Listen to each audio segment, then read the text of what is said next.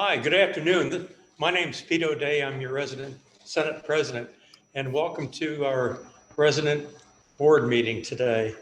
And today we have with us Paul Simpson. He'll be with us and joining us virtually. And Jerry Stryker is on my right, your left. And Bill Picard is in the audience, along with Bruce Chittenden, our CFO, and Monica McAfee. Everyone knows Monica, and Tom Price. And we also have Bill Spiker that'll be speaking with us a little later on. And I wanted to, first, I wanted to remind you as the resident president, Senate President, that if you have an interest in any of the resident Senate committees that we have, they're all listed in this week's weekly on what they are and who you can contact if you have any interest in any of those committees. So please give them a call. I'm sure they'd be willing to hear from you. And without anything else, I'd like to call on Paul Simpson. I don't know where you are, Paul, but I understand that you're with us virtually. So, Paul, how are we doing? There you are. How are we doing at John Knox this month? I think we're doing really, really well. And it's a pleasure to be with you, especially in such nice weather. We're getting the sweetest part of our weather now. And dare I say that we have been most fortunate as the hurricane season is winding down. So we've had a very challenging year in many respects, but we've been lucky with the weather, all things considered. So I've been asked a few questions about our recent bond issue. And as you might recall, one of the most important things to the board is our financial condition. And I just am so pleased to tell you that our bond issue was a phenomenal success. And you might be interested to know that there were 18 million issuers that wanted to get their bond deal done before the election. And we were one of the successful ones. And I have to take so much pride, and I'm enjoying the celebration with you of the phenomenal job that our greater team did. Our CFO, Bruce Chittenden, and all of the rest of the leadership team that helped support the bond issue, the board, and we chose wisely when it came to our underwriters. Our underwriters are not one of the largest firms, but they are a firm that specializes in our industry, and they navigated the choppy waters of the market successfully and brought us home with a very, very successful bond issue. And I might also point out that our A- bond rating really helped us. It has a tangible value at this point because it is going to save us, by rough estimate, somewhere in the neighborhood of $7 million. So our total issue was close to $80 million. Half of that will be used to retire some of the debt that we have outstanding, our 2010 bond issue, and a line of credit that is now paid back to zero. And so this bond issue replaces that with more favorable terms. The approximate effective interest rate all in is about 3.9%, and the maturity is 30 years. So I think that we can all be content that that is finished. I know I am, and it's a huge achievement and a testament to all of the success that we have created, especially this year. I was speaking with a relative of mine who's in another community a CCRC, and they've not been able to attract very many new residents, even though it's an excellent community. And the residents are kind of concerned about that because they realize that with fewer people to pay what is going to continue to be the same expense base, that there are implications for that they don't really enjoy. So I couldn't be happier when I learned that we had 9 new residents that signed contracts to become residents in October. That is amazing.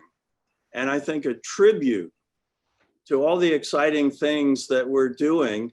And it is proof that our excitement and our manifestation of the master site plan is not lost on prospective residents. They really like it, gives them confidence, and 9 new residents coming in as of October. So we are a vibrant, healthy community. And I think that we all take a sense of satisfaction and appreciation for the ability to work for the greater good. You know, it's one of the things about human beings, I believe, is that when we're contributing to something greater than ourselves, it's just a nice way to live. And I couldn't be more honored or more privileged to be part of our team as we create the future of John Knox Village. So with that, I am going to turn this over to our incredible CEO, Jerry Stryker. Jerry, are you there? I'm here, Paul. Thank you. Hello, John Knox Village. Good to be with you today. Last Wednesday, when we celebrated John Knox Village and those individuals who have served as veterans, it was a special moment.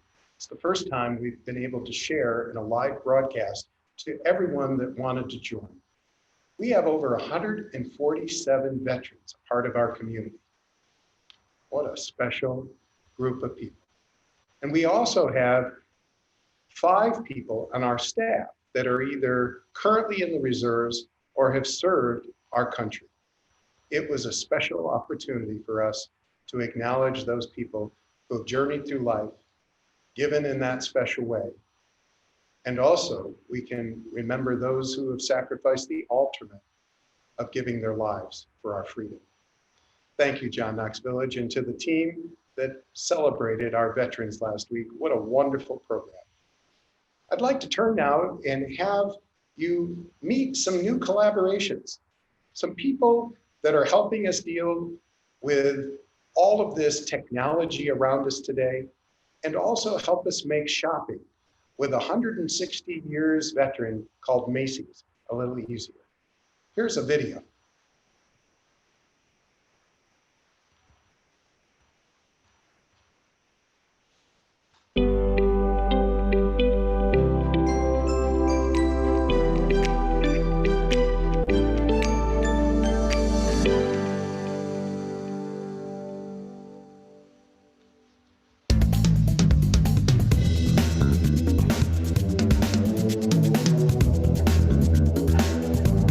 Hey, John Knox Village. I'm Jeff here from Groovy Tech. We at Groovy Tech believe people under the age of 40 have been mistreated and left behind by people in Silicon Valley. We are here to take a approach anchored in respect and patience to help you learn and navigate personal technology in your home and on your own terms. We believe that the burden of having to be taught by your family and friends can be frustrating. A lot of people can't see how frustrating it is for someone learning these technologies, and it's important for us to break down that wall and help you understand that you're not alone in the frustration, and we're here to ease you into this stuff. Technology today is more than just phones and computers. Everything surrounds us as technology, from those Amazon Echoes in your house to even televisions and vacuums. So we're here to help you learn and understand how to use some of these devices in a way that you can continue to interact with the world that's ever changing around us. Whether it's staying in touch with your grandkids over the holidays, learning how to buy something on Amazon, or even just watching your favorite show on a new streaming service. We're here in the Hibiscus Room in the auditorium at the Village Center. We're offering 15-minute sessions to come get acquainted with our service to see what we're all about. Come on down with your basic questions and see what we can assist, and we'll see you soon. Hi, I'm Bruce Vogel and I live in Castles. I sort of consider myself semi-computer literate, but every once in a while I come up with a question that I need help with. And so I did come over and get a 15-minute consultation with Jeff. He was excellent. He helped me install Skype on my computer. We also discussed various things. I think Groovy Tech is going to be great for John Knox. If residents are having issues, there's someone that they can immediately call and reach out to get answers to. For people who are not computer literate, I strongly recommend you look into it. This way you can Zoom with your grandkids, you can email with your grandkids, and have contact, especially during the holidays.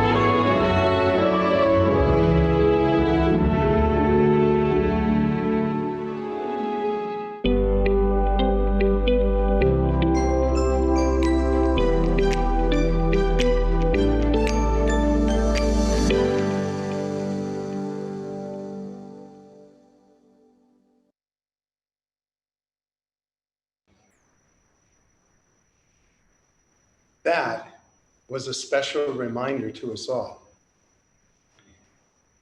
Collaborating with organizations like Groovy Tech and with Macy's makes John Knox Village even a greater place to live. What a wonderful job to the team that put that video together. I know we'll all be looking forward to Thanksgiving Day parade. Hopefully that's still something that we'll be able to enjoy. I know it will be here at John Knox Village, where you'll be able to work together with a personal shopper. I've personally had the opportunity this year to meet Mindy Kahn and to work with Macy's to be able to know that when it wasn't always as easy to get to Galleria Mall, it was easy to talk to Cindy and to Mindy to understand what they could know about my needs and how to bring it easily together. So I look forward to having you as residents as well as staff take advantage of these 2 days and how we build on this program. And Jeff at Groovy Tech and Barry and all of the team members, it's just been wonderful to welcome you here and help us all continue to learn. And remember, it's always learning, not always knowing. Well, I have an opportunity to introduce you to Bill Picard, who in October of this year celebrated his 5th year anniversary with us. Bill, you've brought such a wonderful ability of talent to this organization. And today you're going to share with us more about how we're managing strong on COVID. And amongst all the things that you want to share with us, from HR to parking and other operational updates. Welcome, Bill Picard. Thank you, Jerry, and good afternoon, residents of John Knox Village. Can't believe it's been 5 years. It flew by, so looking forward to continuing. As Jerry mentioned, there's a handful of things I want to go over, and I think I want to first start with the campus transportation loop. We have heard a lot of residents, and we want you to know we will be tweaking the loop and making some adjustments to reduce the wait time and to reduce the travel time. And with each loop, there will be multiple options. And as we continue, I do encourage everyone to use the app or to ask the front desk ambassadors, as opposed to just getting on the first vehicle that arrives. There are faster routes, and if you get on the first vehicle, it might not be your quickest option. So look forward to new routes coming out in the next week. The next thing I want to address is COVID. And we are very, very fortunate that we have managed COVID. But I do want to share with everyone the unfortunate reality is that the numbers are rising all over the United States. And back in March and April, it took several months to reach 1 million cases. And in the last 7 days, we had 1 million additional new cases in the United States. The state of Florida and Broward County are increasing at an alarming rate. And many of the testing requirements from the Centers for Medicare, Medicaid, and Agency for Health Administration are tied to new infection rates over 5%. So we are currently testing in healthcare once a week now because the rates have exceeded 5%. If the rates go over 10%, we will be required to test twice a week, and that's quite a burden. I would much rather the staff spend time sharing and caring with the elders than performing tests. Currently, as of yesterday, we're at about 8.2% new infection rates, so they are on the rise. And over the next several days, the senior team will be getting together and we will be making some decisions on how we continue to mitigate the risk on our campus. I'd like to talk a little bit about parking. As the construction is winding down on the Aquatic Center, we will be opening up a host of new parking spots that will be for guests. And if necessary, we will be reallocating some residents that were relocated from Castles Tower over to Gardens West, back to Castles Tower as appropriate. In addition, the parking over at the professional building has been moving right along. We now are using the new parking lot to the north side of the building, and they are working on the west side of the building.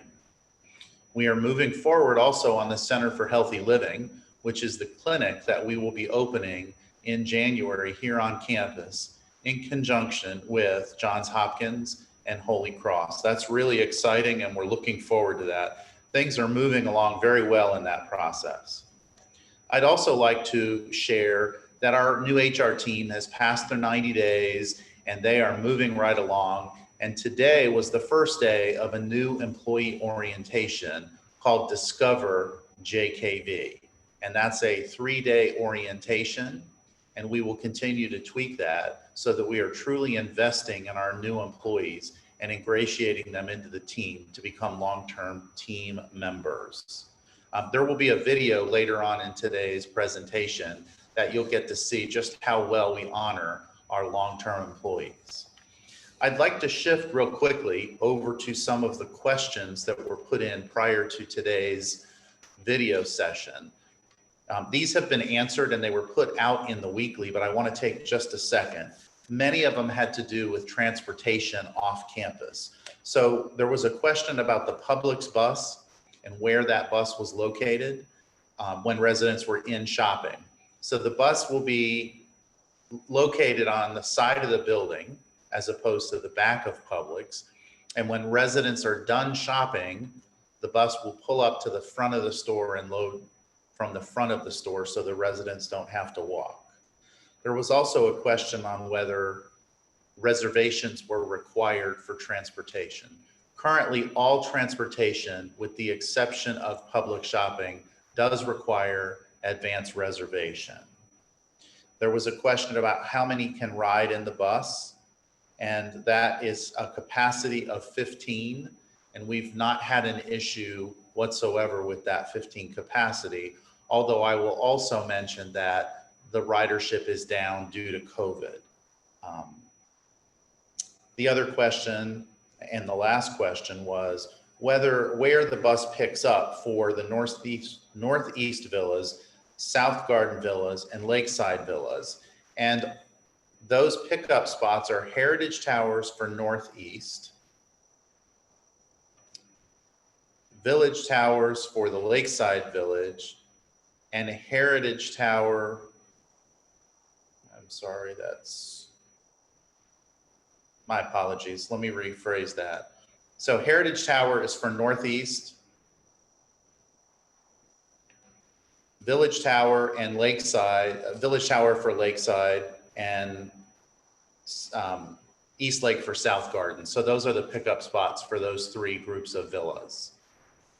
And with that, I would like to turn it over to my colleague, Bruce, or to Jerry. Sorry about that. Getting tongue-tied today.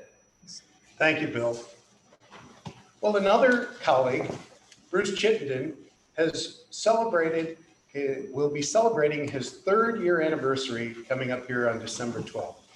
He's achieved quite a bit in assembling a team that's helping lead our finance and accounting, and we congratulate him on successfully bringing the financing that our chairman, Paul Simpson, spoke about to a wonderful finish, and is continuing to work on many aspects related to that as we continue in the months ahead. So please welcome Bruce Chittenden.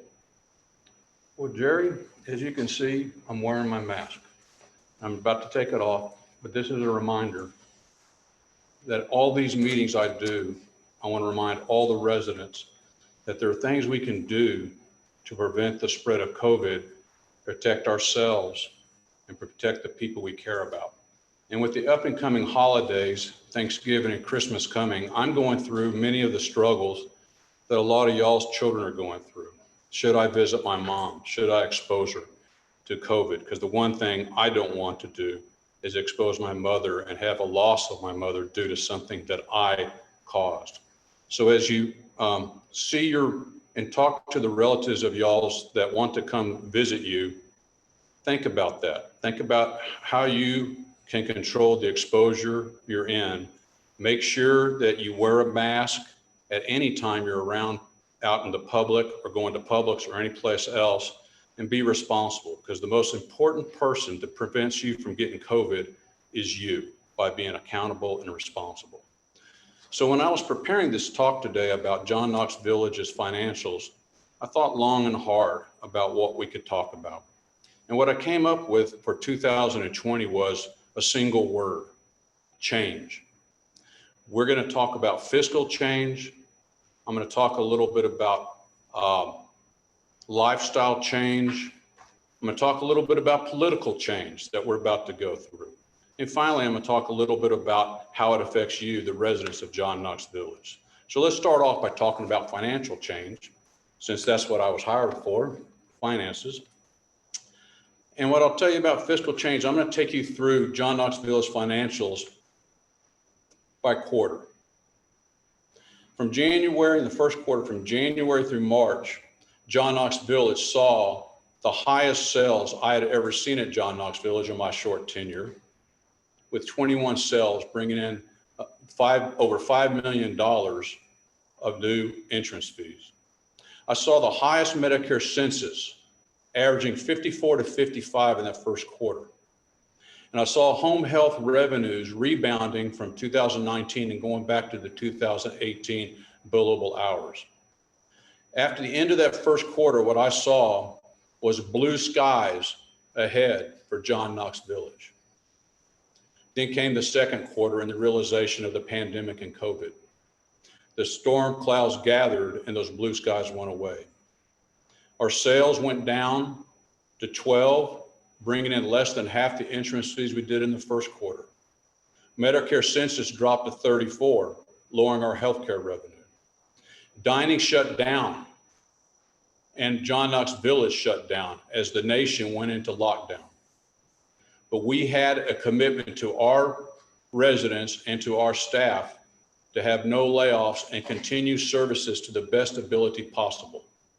But what this did to us financially is we lost revenue in that second quarter.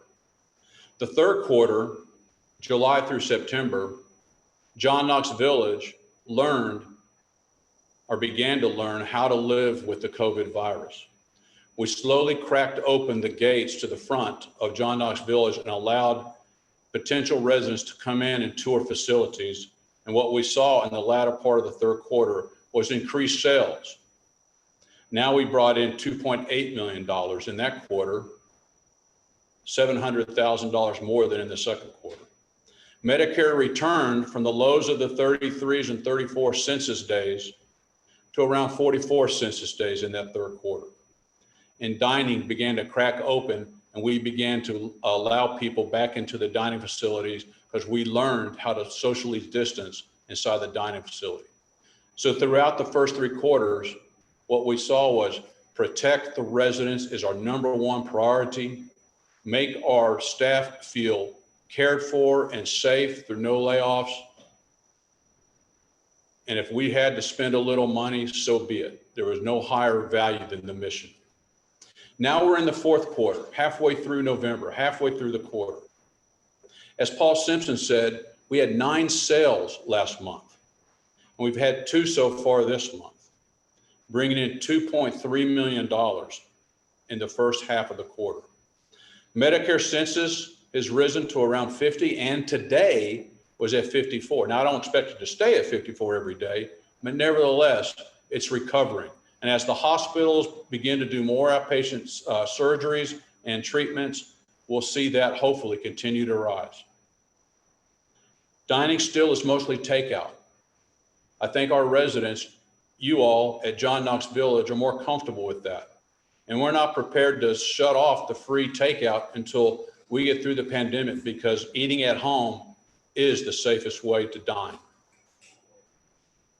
But we are seeing, as Bill Picard talked about COVID tests, we're all seeing increased costs in the COVID testing. Our 2020 budget called for $2.4 million loss in operations. I think we're going to be coming closer to a $3.1 million loss. Our occupancy was at 90% when we began the year, and now it's at 88%. But even those sound worse, and they are, in the environment of the pandemic and COVID, those are remarkable numbers. And the best of all is most of our residents, nearly all of them, are remaining safe from COVID throughout all of this, which has always been our primary mission. Now let's talk about another type of change, physical change. I don't know whether you believe in climate change or not, and it really doesn't matter. What does matter is we've seen one whale of a hurricane season. Thanks be to God that it hasn't hit John Knox Village other than wind and rain we experienced weekend before last. But certainly the rest of the country, and my heart goes out to Louisiana, has experienced a lot more hurricanes. But we at John Knox Village are not sitting on our laurels waiting for the next hurricane to hit us and not being prepared. Tom Price has overseen digging retention lakes and retention ponds that in the last rain event really worked and helped carry the water off of John Knox Village and kept flooding to a minimum. Under the leadership of Tom Price, village towers and castle towers now no longer has to board up or shutter up their windows. And we're working on plans to find ways to get generation into those towers so we don't have to worry about losing power during hurricane events. Why? Because lifestyle at John Knox Village matters. And even in hurricanes, it matters. We want as little disruption to be on y'all's lives as possible. That's physical change. We've also, in physical change, we've seen the Sales and Innovation Center completed. And if you haven't had the opportunity to go over and visit with Monica and that extraordinary sales force and that she has in that new building, go over there. And where possibility plays. You can go and find out where possibility plays inside that innovation center. It's really cool.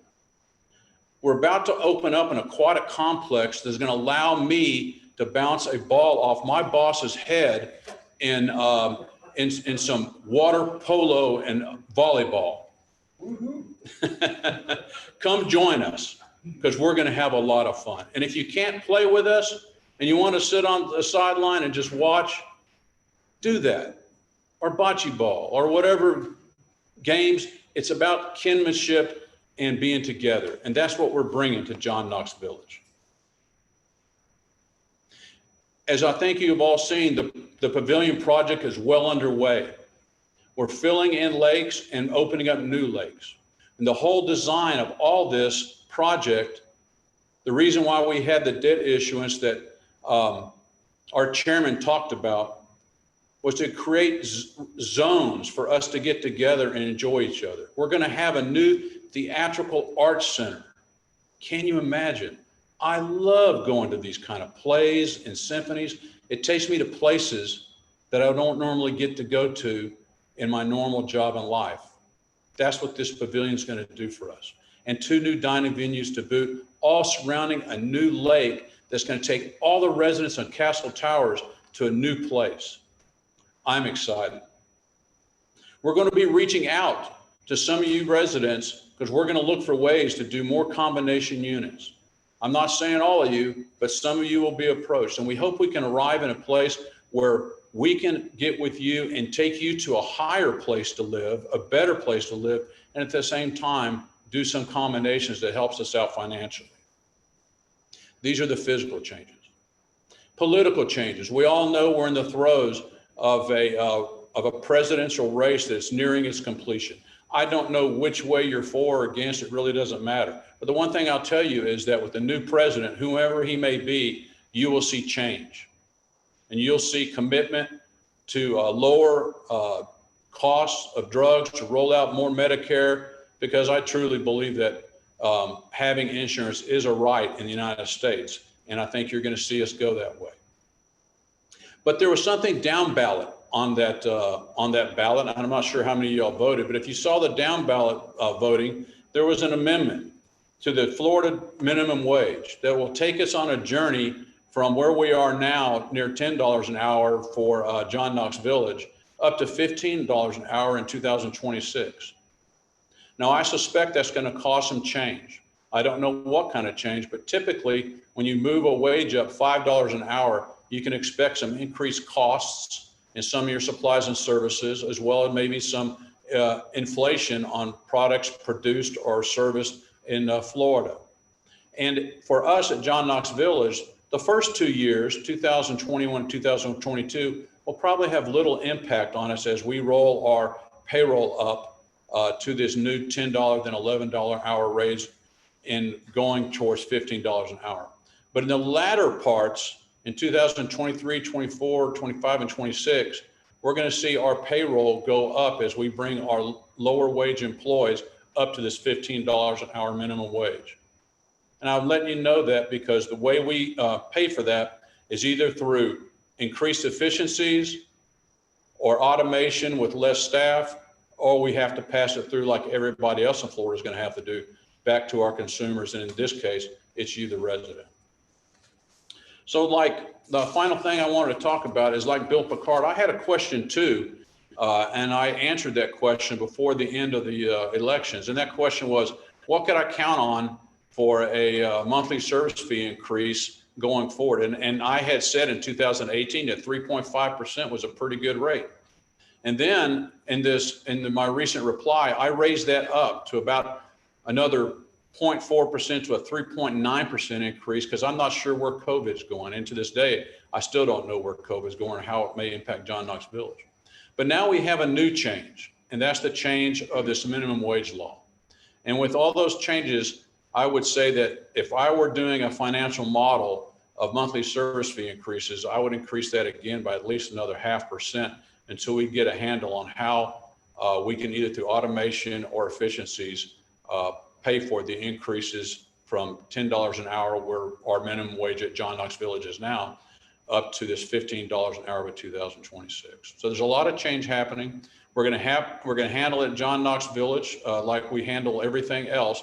And I'll tell you, in my opinion, change for the most part should be embraced as an opportunity to get better. So we are working hard to increase the lifestyle at John Knox Village, where possibility plays. We lead with mission, and we want to do it in a financially prudent manner.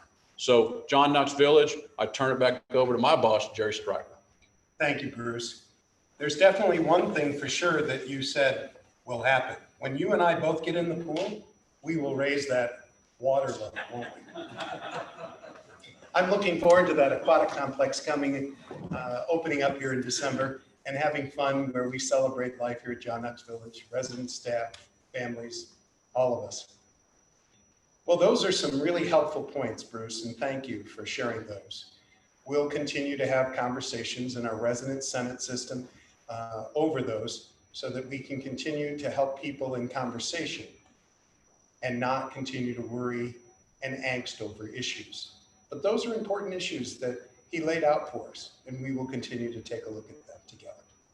Well, here's another colleague, talented, who is overseeing our marketing and our life enrichment programs. And Monica McAfee has also celebrated 5 years this October here at John Knox Village. Monica, they go by quickly, don't they? They do. Thanks so much, Jerry. It's so great to see everyone virtually. And over the last few weeks, it's been really just wonderful to bump into some of you as we're doing smaller scale events, or as I get to see you walking across campus. Don't take for granted the opportunity, even though we can't see each other's smiles, that we can still take a moment to say hello and enjoy one another. So I thank you for that and making me feel so reassured myself being at JKV. So you get to see these great images of, despite COVID, how we've been continuing to provide programming to everybody in a safe way. And as Bill shared with you, we may have to cut back a little bit. We want to be able to be the most safe and precautious we could possibly be to make sure that everyone is safe and healthy and well. I know that some of you enjoyed some activities you can see outdoors with Marcia. We will be hosting some other events now with the Venetian Art Society. Of course, everything we're doing in a new way. So we have more of those to look forward to. I wanted to share with you, of course, Bruce shared some updates with you on what we've achieved with sales. And I really do want to give a shout out to our wonderful sales team, our sales director, Kim Alley, and the Life Plan consultants. And I always want to reach out and thank you all, the residents, because it's your referrals that help us so much, even through these challenging times. So Bruce mentioned that we were at 88%. We're just getting by at 89%. So I'm very excited about that. We also, where you see on this smart sheet where we have our dashboard, our budget was scheduled to be 74 units. We came back, and as we were looking at the situation with COVID, our forecast now is, of course, we're always trying to exceed the budget, but then we had to adjust, and realistically, we looked at 58 financial possessions. And right now we're projecting 56 financial possessions at the moment, with one taking place in January and another taking place in February. So the push is on right now in the month of November and December, and to have those new unit acceptance could immediately convert into financial possessions. I also want to point out, if you notice, the average age has gone up a little bit. And I think that's happened because people who had been putting off coming to JKV with COVID have said, I really need to make this move now. And then others, of course, are being very precautionary. I also want to mention where we are with our priority deposits for Westlake. We're at 205 for general public, if you will. Those are $100 deposits. And then our priority deposits for residents has gone up to 33. And as you know, some of you who have done those priority deposits may or may not end up making the move, but we really wanted to keep those separate because really our benchmark is we're trying to get to 315 so we can get to 105 conversion to get to 70% for filling the new buildings. And I want to mention these dates to you. They're not up here. So we're in this priority deposit phase of $100 deposits through March of 2021. Then in April of 2021 through January of 2022, we go to our 10% conversion. And that's where we're going to ask people to select their apartment home and write those checks. And once we get to 105, we can really look at the finance piece of it and then the underwriting for the construction. And of course, our objective is always to move that faster. So we're really excited about that. And I feel guardedly optimistic. And as you know, I do have a crystal ball in my office and I do go to it occasionally to figure out where we're going to land. But we're generally landing exactly where we foresaw. And we continue to appreciate your leads. And I'll also point out the 7 cancellations. Typically in a given year, you'll see 2, maybe 3 cancellations, but because of COVID, you've watched people make cancellations that we hope that we can convert in the upcoming fiscal year as we look at the vaccine. So if we can move on to the next slide. This is something that's very, very exciting. We just recently were cited and received an award for a bronze award through McKnight's, which is really kind of the preeminent publication and award system that's in place for nonprofit or people in our space for living in assisted living and continuing care or life plan communities. And I'd really like to recognize all of the people in our healthcare settings, including our Shabazz, our Meaningful Life leader, Marty Engel and her team, for using technology like Mind VR to help connect our residents in those environments where they were so isolated for so long. So that's quite a wonderful and impressive recognition for us as an organization and speaks to our ability to innovate. And then I think, so this has been really exciting for us. Jerry's gotten some great coverage in Fort Lauderdale and Fort Lauderdale, and he has been featured in there for his leadership. We were picked up by the Washington Post, and I'd like to recognize Kim Morgan and our marketing team for the work that we're doing, also with another group called RAIN, in getting more public relations. The beauty of public relations is you're not paying for advertising, you're getting coverage. Bill Picard was involved in a story today where he'll be featured in another opportunity for us through McKnight's for another interview. Also picked up with South Florida Business Weekly, Prime publication. This was great coverage. I'd also share with you, this was just a brief conversation where we were just trying to provide some anecdotal information. And the particular reporter for this, Robin, had worked through her own process of helping her parents navigate. And we shared information and she picked this up. She felt like it was newsworthy and really deserved more coverage. So we're very proud of that. And I think that's it on my end. So I want to thank you all because we couldn't do this without your help and support. And I hope each of you stays healthy and well. And if there's anything we can do to help or assist you, please don't hesitate to reach out to myself or anyone on the senior management team. Thank you. Great coverage, Monica. Well done, team. What a wonderful community John Knox Village is continuing to evolve and be. 53 years in the making. Well, part of those 53 years, coming up this March, will represent a 5-year anniversary for Tom Price, who is our Director of Operations, overseeing the construction, the renovations, and the general maintenance and grounds of our property. Tom, welcome. Welcome, Jerry. Welcome, John Knox Village. Happy to be here today. I want to start off with, we had a question that came up, I guess, due to the COVID, but it was about the air quality in our buildings. Do we do testing? Do we do any UV lighting arrays for, purifying the air? The answer is we do test the air in our buildings on a regular basis. It's not a scheduled thing, but throughout the year, different events come up, we do check. We do have very good air quality in our buildings. What we have worked real hard to do over the last couple of years is to increase the makeup air for our buildings. So we always have a positive air pressure in the buildings. And we're bringing in fresh air from the outside. We're not recirculating that makeup air. We're bringing in fresh air. We condition the air, pull the moisture out of it, and then we push it down through the buildings, creating good fresh air that's constantly being exhausted back out through your exhaust fans. and then that air goes into also the units individually. We do not have any ultraviolet light on those makeup airs since we are bringing in fresh air from the outside. We don't see a need for that. But overall, we feel very confident in what we do have in our buildings for the air conditioning and such. I want to give you an update on the Aquatic Center and Glades Grill. The Glades Grill is completed. We're going through that final sign off with the inspections departments to get a TCO, the final paperwork. We do plan on opening Glades Grill with the Aquatic Center.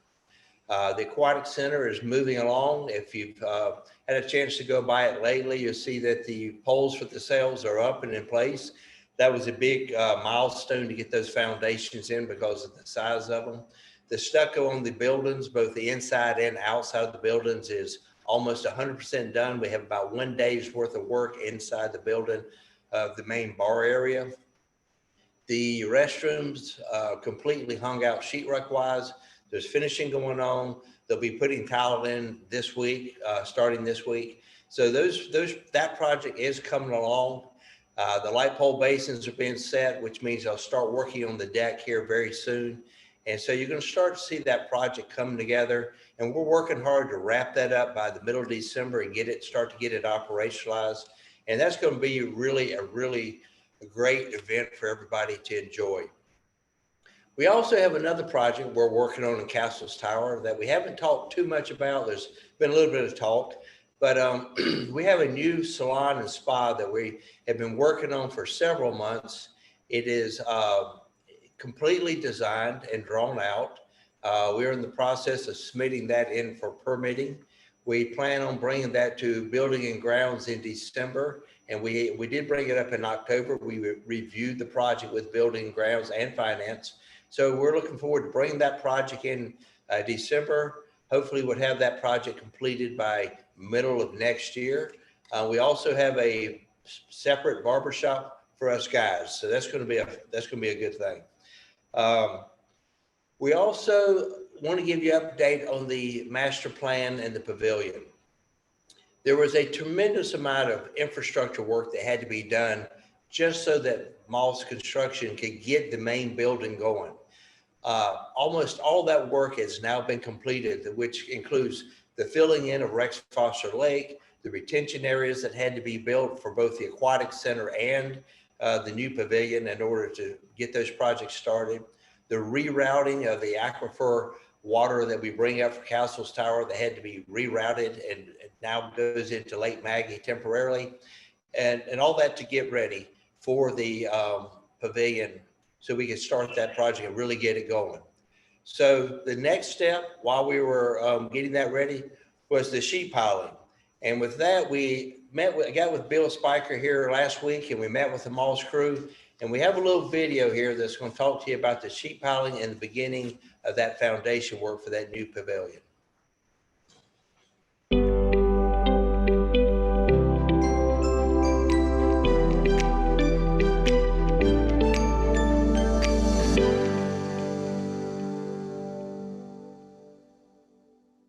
Welcome everybody. I'm here today with Bill Spiker and also Steve Whitmer. He's the superintendent for Moss Construction.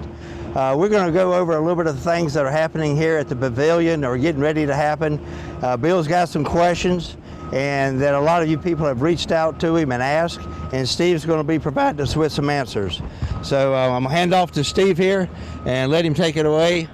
And Bill? Thank you, Tom. Well, here we are, Bill, 6 feet apart. Good deal. Inquiring minds want to know a few answers from you all. Sure. What was the reason for removing part of the dining room?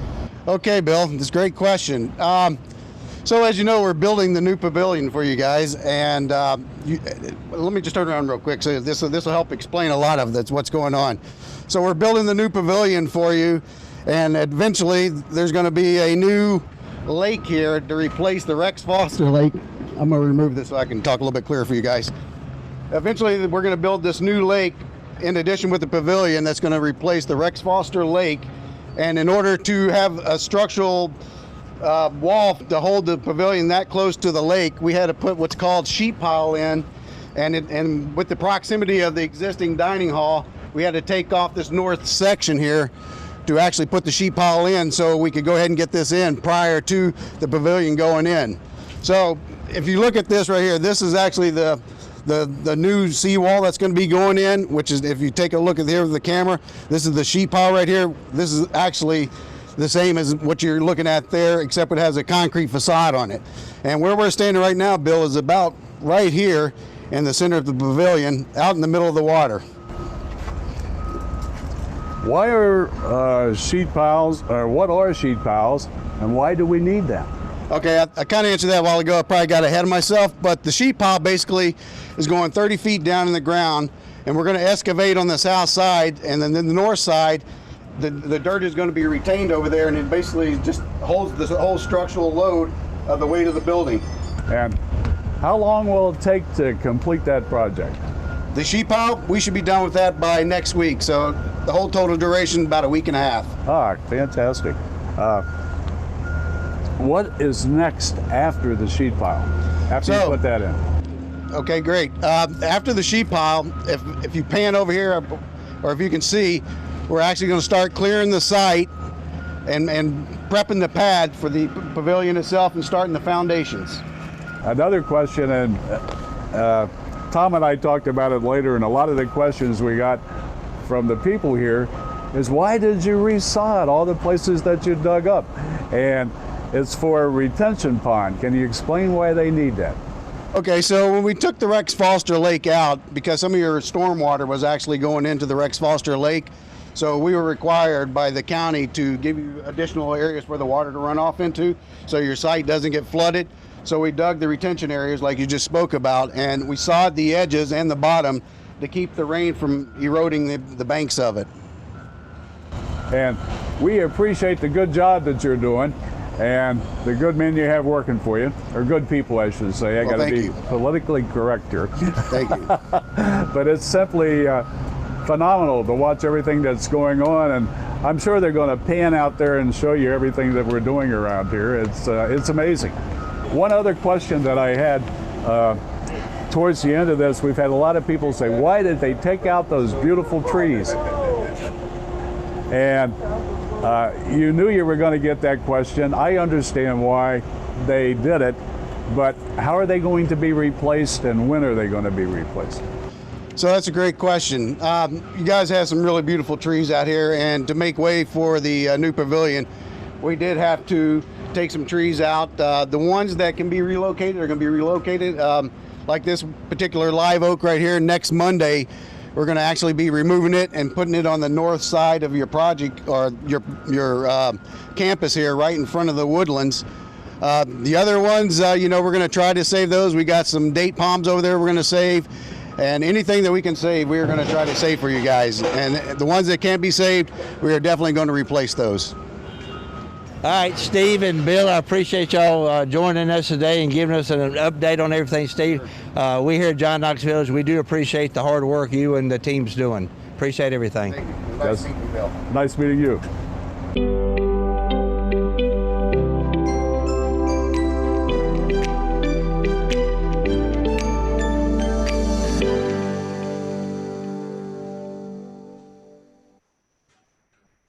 Thank you, Tom.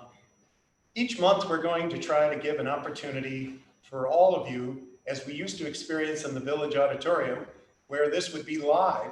We're going to interview Steve, the superintendent overseeing the mosque construction, along with Tom. And didn't Bill Spiker do a great job? He asked those curiosity questions we've all been wondering about. Thank you, Bill. Well, I'd like to move on and share with you a video that the team has been working on, because the staff here at John Knox Village are a very special part of this lifestyle. And what we wanted to focus on is that we had a group of people, 8 of them, that have reached 20 years at John Knox Village. Now, before we share this, we're going to continue to celebrate, whether it's 5 years or 1 day, or whether it's in this particular case, Fran Murphy celebrates 40 years this year back in August. And there'll be opportunities for you when you see Franny on the campus at some point to wish her happy 40 years. Can you imagine what she's seen out of the 53-year history? She's the longest tenured employee that's here at John Knox Village. But we wanted to take a sneak peek at those lives that have worked here 20 years. And we're going to continue on with this theme. I think you'll find this video opportunity pretty special.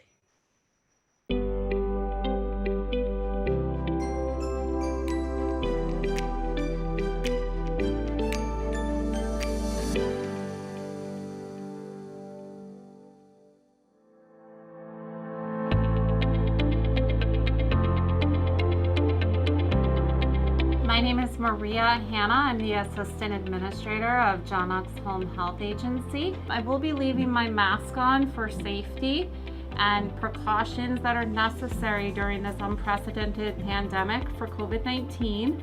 We're so pleased to congratulate Astrid Adernine on her 20-year anniversary working with us here in the agency. Astrid is wonderful and caring and skilled as a CNA, but more importantly, she provides extra tender loving care to the pets and four-legged friends at JKV. She has personally been with a lot of our residents, assisting them with their pet care, but also assisting them if their pet has an issue or needs to go to the vet or actually has to cross over at their time of passing. We are so thankful Astrid has actually even adopted a cat on the behalf of a resident, and she's proud to own 13 as a pet lover. So we could not be more pleased with her performance over the years, and we're so thankful to have her with us. I like the fact that the people in John Knox is very good. The atmosphere to work is wonderful, and I'm just happy to be here. You know, it's a very good experience. And I just thank everybody for letting us to get into their lives. I'm just grateful for all these 20 years. Carmelita, thank you so much for working for John Knox Village Home Health Agency for the last 20 years. Every job you've done for us is appreciated. All the residents in the community know you and love you and ask for you by name. I am looking forward to spending another 20 years with you. Thank you. Thanks, Christy. I didn't know that I would have been here this long, but because I love what I do here, I love the security here and the flexibility of my job, and I know the residents do love me. So, I don't know if it will be another 20 years, but I thank everybody here for having me. And next, we're proud to congratulate Suny Simonville, who's also been with us for 20 years, this fall celebrating her anniversary at JKV. She is a competent, loving, caring CNA, and we have had her with us for a 20-year period of time. Something interesting about Suny is in her home country of Haiti, she actually owned a bake shop. So at pivotal times during the year for celebrations or holidays, she will bring in one of her wonderful confections for different team members in the office. And we're always so pleased to see her artistry. And we feel extra lucky to have somebody like her working here with us. So we're so thankful and so happy for Suny. Hello, my name is Suny Simonville. I've been working here like over 20 years. It's a very nice place for people to work. I never have no problem with nobody. I always get along with my coworker. It's something more important to me. I used to be a baker. This is what I learned. Baking and sewing, and this is what I learned. Yeah, when I went to New York, I went to the school because I was trying to change what I used to be. But when I come in Florida, I want to have a bakery, but my husband doesn't want me to have a bakery here. He used to work in a bakery. He's telling me, it's too hard. It's too hard because I have to wake up early, I have to sleep late. He said, no, he doesn't want me to do. I said, okay, let me go to nursing. That's why I come in here to work in a CNA. I love it here. It's the best place to work. Hi everyone, I'm Natalie Francois and I'm a guide at the Woodlands, also at Seaside Cove. And today I have the honor of presenting to you Ruby Curtis Kennedy. Ruby Curtis Kennedy has been a CNA at John Knox for the last 20 years, and she transitioned 4.5 years ago from the old health center into the Woodlands, and 2 years ago she transitioned over to the Seaside Cove building. The elders and the staff are so honored to have her part of the team. They appreciate her wit, her smile, and the fun she brings to the home every day. We're so blessed to have Ruby as part of our team on Seaside Cove. My name is Ruby Kennedy, and I'm a CNA for John Knox for the last 20 years. I enjoy my job as a CNA, and I continue to enjoy my job today. I always try to please my resident coming along all the way, and right now it's even more a greater place to work when I see all the new developments going on. It can be only a great place when we want to work with the family here, because I've seen many gone along the way and return, that making it a greater place. And another person we would like to congratulate with their 20-year anniversary this fall in 2020 is Marie Fosten. She has been working diligently for the past 20 years, mostly in the evenings with our different residents in both independent and skilled. Marie has done a tremendous effort to shift with all of the technology changes that have been brought into the scope of practice for modern CNAs and home health. She's done very well with her computer work. She's very, very focused and dedicated to always being on time. And she's very, very loyal and loving and respected with her teammates. So we just are so thankful and so happy to have somebody like Marie. And we look forward to many more years together. Thanks, Marie. My name is Mary Fosten. I've been working on John Knox Village around 20 years. Good feeling to work here as a home health aide and nursing assistant. It was a privilege for me. For the 10 years I've known Jeremiah, he has been an exemplary employee. He's always on work on time, always neat and clean, and always ready to do whatever is required of him. An employee like Jeremiah is an asset to any organization, in my opinion, and I'm sure many others. Jeremiah, it has been a pleasure working with you for these 10 years, and I hope to work with you for another 40 years. Yes, my name is Jeremiah Thompson. I'm a security officer at John Knox Village, and I enjoy working at John Knox for the past 20 years. I love what I do, and my fellow supervisor Mark and Jessica, they treat us with respect, and I love the facts of that. Good morning. I have the pleasure of introducing Michelle Sales, who's been our employee at John Knox for the past 20 years, and I'd like to congratulate her on this wonderful experience that she's had. And I also would like to say Michelle has been a very supportive, compassionate, caring nurse for all the years she's been here at the Woodlands, caring for our elders and making sure our elders' needs are met first. So Michelle, could you just tell us a little bit about your journey here at John Knox and what it's been like for you? Sure. Hello everyone, my name is Michelle Sales. I've been here for 20 years. I moved here from Florida as a LPN. I applied here and I got the job. Then I applied for a scholarship. I got the scholarship and I became an RN here. In the capacity of, floor nurse, supervisor, mentor, just a liaison for the residents and for, my fellow workers. I love working here. It's like a home away from home. We work as a team. Everyone is compassionate. They're passionate about what they do. I love my elders, and I hope to see many, many, many more. Thank you. Thank you, Michelle.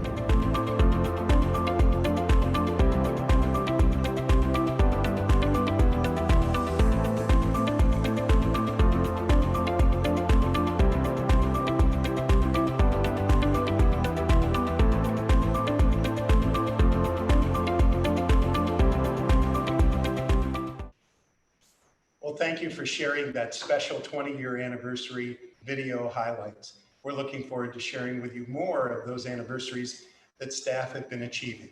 Now I'd like to introduce a special friend, Bill Spiker, who will share with us in his resident leadership what we're doing to recognize staff. Welcome, Bill. Thank you, Jerry. This year, we are showing gratitude. The employees have done a wonderful job for us, and we need to show our appreciation to them by giving to the Holiday Employee Gift Fund. All of you have received one of these envelopes, and if you haven't, let me know, and we'll make sure you get one. But we need to do it now. We have until December the 4th to make a great contribution to the wonderful employees that we have and staff. You don't realize when you're sitting and looking at TV and all of a sudden you think, oh, I'm being spoiled. I have great people working for me every single day. And we need to get out there, folks, and show them that we appreciate everything that they do for us. It's our time of the year. It's exciting. Let's give to the Holiday Gift Fund. Bill, the staff truly reflect on this throughout the year, and we appreciate you and the residents who have given in a voluntary way to share their gratitude. And wow, we do have a lot to be grateful for this year, don't we? Yes, we do. We really do. Show your gratitude. Thank you, Bill. Appreciate your leadership. Well, I'd like to end our session with some wonderful video highlights of just last month, from Halloween to other special moments. To our team who's produced this program, thank you for your leadership. Thank you for sharing your talent. We are striving to keep improving on these productions. They take quite a bit of preparation, and as you see, talent to make them fun. Here we go. I hope you enjoy this.